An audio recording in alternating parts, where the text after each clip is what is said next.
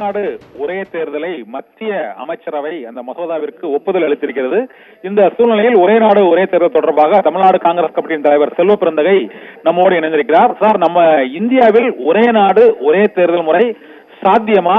ராம்நாத் கோவிந்த் தலைமையிலான அந்த குழுவின் அறிக்கையில் பல்வேறு கட்சிகள் எதிர்ப்பு தெரிவித்திருந்த சூழ்நிலையிலும் 15 கட்சிகள் மட்டுமே எதிர்ப்பு தெரிவித்திருக்கிறது. பெரும்பாலான கட்சிகள் ஒரே நாடு ஒரே தேர்தல் திட்டத்தை வரவேற்கிறது என்று அந்த அறிக்கையில் கூறப்பட்டிருப்பதாக தகவல் வெளியாகி இப்பொழுது மத்திய அமைச்சரவையில் ஒப்புதல் அளிக்கப்பட்டிருக்கிறது. இந்த தேர்தல் முறை சாத்தியமா சார்?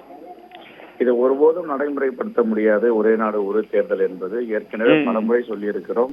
நம் தேசத்தில் ஒரே நேரத்தில் தேர்தல் நடத்துவதற்கான அதிகாரிகள் இல்லை. இரண்டாவது, சாத்தியக்கூறுகள் அதற்கு ஒருபோதும் இல்லை என்பதை பல முறை நாம் வலியுறுத்தி இருக்கிறோம்.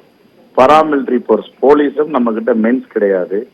இப்ப எதுக்காக ஒரு மாநிலத்திலே 2 முறை தேர்தல் வைக்கிறாங்க? 2 கட்ட தேர்தல், 3 கட்ட தேர்தல். எதற்காக என்றால் நம்மிடம் அதிகாரிகள் இல்லை. முழுமையாக தேர்தல் ஒரு மாநிலத்தை நம்ம மகாராஷ்டிரால பாத்தீங்கன்னா ஒரே நாள்ல வைக்க முடியல. யாருக்கிட்ட சின்ன மாநிலம், அதுல 2 கட்டமா வைக்கிறாங்க. 12 நாள் இடைவெளி விட்டு தேர்தல் நடத்துறாங்க. அப்ப என்ன காரணம்னா ஒரே நேரத்தில் தேர்தல் நடத்துவதற்கு அதிகாரிகளும் இல்லை, காவல்துறையும் அந்த பாராமிலிட்டரி போர்ஸ் மென்னும் கிடையாது. 2. மூன்றாவது, எல்லா இடத்துக்கும் ஒரே நாடு ஒரே தேர்தல் நடத்திட்டு ஏதாவது ஒரு சட்டமன்றத்துல தொங்கு சட்டமன்றம் வந்துருச்சு. தொங்கு சட்டமன்றம் இப்ப மகாராஷ்டிரால இருக்கு, 3 கட்சி சேர்ந்து ஆட்சி நடத்த போறாங்க.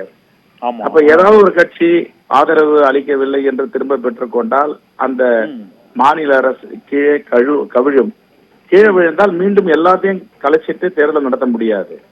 இரண்டாவது, இப்பொழுது பாஜகவிற்கு நாடாளுமன்றத்தில் பெரும்பான்மை இல்லை. பீகாரை சார்ந்த நிதிஷ்குமாரும் ஆந்திர பிரதேச சந்திரபாபு நாயுடும் ஆதரித்துக் கொண்டிருக்கிறார்கள். அவர்கள் யாராவது ஒருவர் ஆதரவை திரும்ப பெற்றாலும் நாடாளுமன்றம் கவிழும் அபாயம் இருக்கு.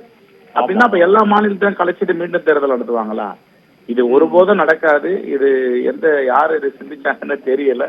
அமைச்சரவை ஒப்புதல் கொடுத்தது ஒருபோதும் நிறைவேறாது. இதில் வன்மையாக இந்த போக்கை கண்டிக்கிறோம். இதெல்லாம் சர்வதிகார நாட்டுல ஒரு நாடு ஒரு தேர்தல், ஒரு கொடி, ஒரு மொழி, ஒரு அதிபர் ஆட்சி இருக்கும். அது மாதிரி இந்தியாவுக்கு பொருந்தாது.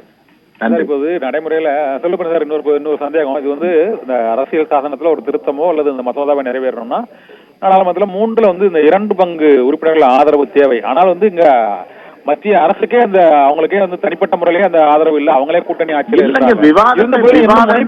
எதுக்கு அந்த முனைப்போட கொண்டு வரணும்னு நினைக்கிறாங்க? அந்த ஒரே நாடு ஒரே தேர்தல் பிரதமர் பதவிக்கான தேர்தலை கொண்டு வரணும்னு நினைக்கிறாங்க.